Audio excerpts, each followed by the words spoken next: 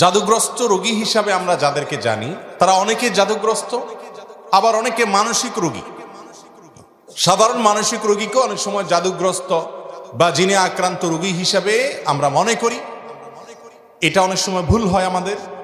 তো এই জন্য জাদুগ্রস্ত রোগীর কিছু আলামত আছে, সে আলামতগুলো দেখে আমরা নিরূপণ করতে পারি কোন ব্যক্তিকে জাদু করা হয়েছে, অর্থাৎ ব্ল্যাক ম্যাজিক করা হয়েছে।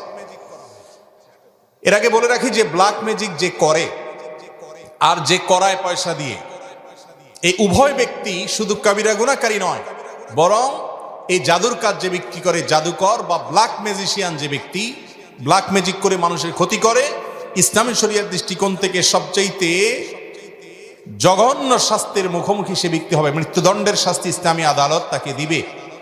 এইটাই হলো ইসলামী শরীয়তের বিধান। এত জঘন্য অপরাধ আর জাদুর বাস্তবতা, এটাকে আমাদের অনেক তথা